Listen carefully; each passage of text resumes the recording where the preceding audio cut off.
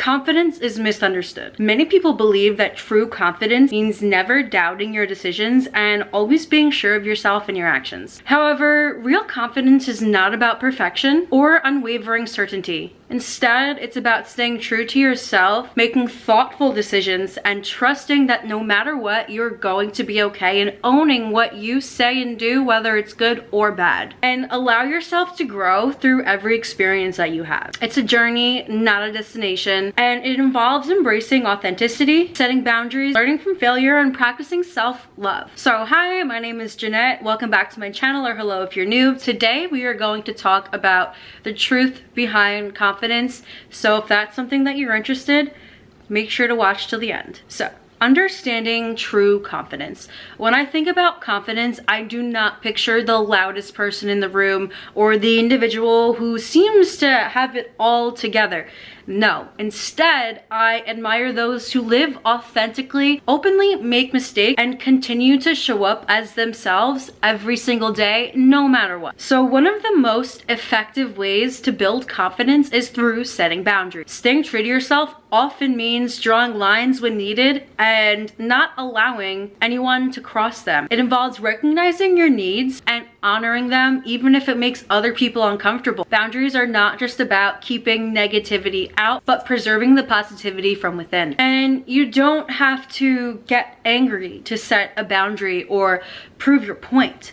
My Nana used to always say, and says all the time, if you can get your point across calmly and without curse words, you are going to be so much more respected, and your message is gonna go so much farther, and it's gonna be more meaningful instead of saying F this, F that, and just blowing up. And so this wisdom extends beyond just language. It's about presenting yourself with clarity and strength no matter the situation. So a really significant point in my personal confidence journey was at some point when I was in high school, I was part of just like the general chorus, and we had this rehearsal, and I thought that the rehearsal was like embarrassingly bad. It was horrible. And so me being the immature kid that I was, I went on Snapchat and posted how horrible this rehearsal was. And so someone saw it and told my chorus teacher, and my chorus teacher came up to me and was like, oh, I heard you said this, blah, blah, is it true? And I was not expecting that. So I panicked and I lied and I said I did not do that. However, this experience did teach me a very valuable lesson that I still hold on to this day, many, many years later. If I am not willing to own up to what I say, then perhaps I shouldn't say it at all. So since then, I have tried to live by the principle that if something comes out of my mouth or appears on social media, I should be ready to stand by it. And if I'm not, then like I said, it really shouldn't be said. And then one of the most significant influences on my confidence has been my friend Alexa. She at some point told me how much she looked up to me and how confident I was in XYZ departments or whatever. And that was mind-blowing to me because I looked up to her so much, and for her to tell me she looked up to me was amazing, because at the time I was struggling really bad with addiction. And so one night we went out, she got up and danced on a table totally sober, and she just owns herself without needing anything else, and I wasn't able to do that for myself. So I looked at her and I admired her so much. So seeing her confidence really helped me realize that I could find the strength within myself to do it too. And here I am over 4 months sober. Her also being there for me during my very last hangover was a pivotal moment for me, and I will never ever forget that. Her confidence and authenticity inspired me to truly embark on a journey towards sobriety and self-love.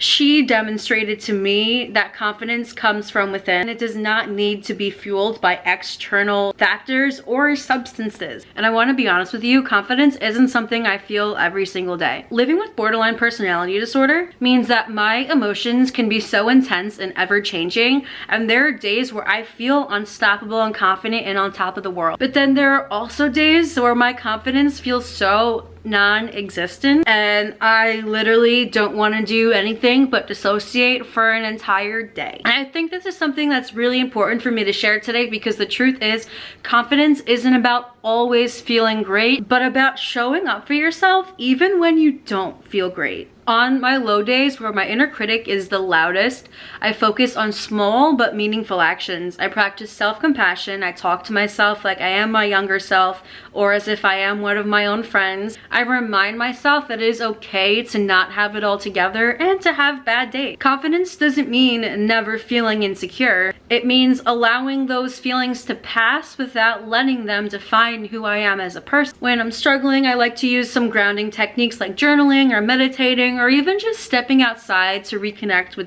the planet.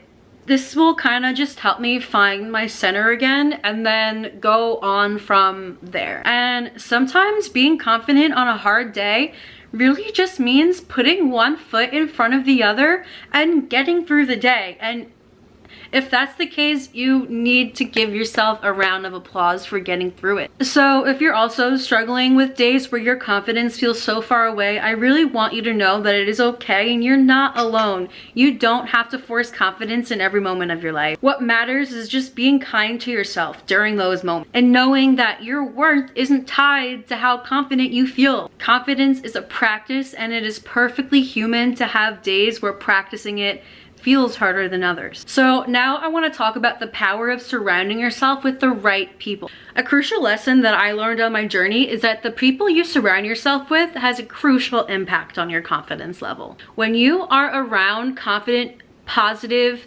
motivated individuals who want to be the best version of themselves, their energy will uplift you and make you want to feel the same, because emotions are contagious. However, on the other hand, being around people who are negative and always complaining and unmotivated, or even who are letting substances control their life like I was allowing at a time in my own life, being around these people, even like how I was myself, I can admit that it drains your energy, and it drains the energy of people around you, and it diminishes your confidence. So surrounding yourself with people that admire and respect you can help you build your confidence so much more and push you to become the better version of yourself. So now that we spoke about that, we need to talk about embracing failure as redirection and rebuilding confidence after having setbacks. So a key part of confidence is learning to view failure not as a setback, but as a form of redirection. Confidence isn't about never failing or never messing up. It's about always getting back up, because each failure is just another stepping stone towards growth and improvement. When I began my career as a hairdresser, I made many mistakes. And instead of letting it define me and just giving up and saying, well, I can't do hair because I mess up, I learned from these failures. Instead of letting it damage my confidence, I embraced them as part of the growth process in becoming the hairdresser I am today. I learned to trust the journey and understanding that failure is not the end, but a new beginning. And now, failing doesn't always look like a lesson right away. There may have been times where setbacks made me question everything. So self-love is another cornerstone of true confidence.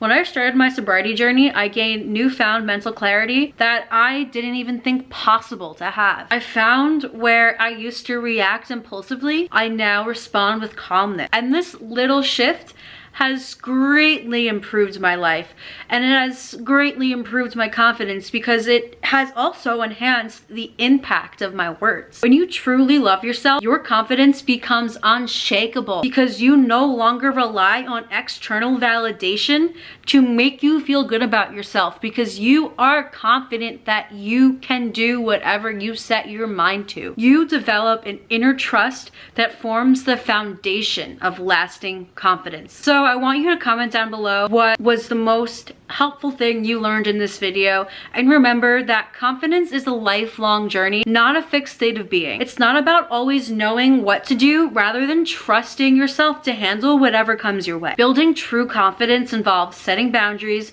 embracing failure, and surrounding yourself with the right people and practicing self-love. Real confidence is staying true to yourself and owning your words and believing no matter what happens, you have your own back. By living authentically and approaching life life with a growth mindset, you can cultivate confidence that withstands challenges and grows stronger with every single experience. Ultimately, confidence is not about perfection. It's about showing up for yourself, learning from every situation, and moving forward with your own strength and resilience. And when you build this kind of confidence, you empower yourself to live fully and freely, no matter what life throws your way. So if you have made it to the end of this video, thank you so much for watching. Make sure to like, comment what you're gonna do to build your confidence today, and what other videos you want to see from me. And I hope to see you very soon in my next video. Bye. Holly, get the fuck down from there. Come on. Get off. No. Keep going. Yeah. Get down. Down. You hear me.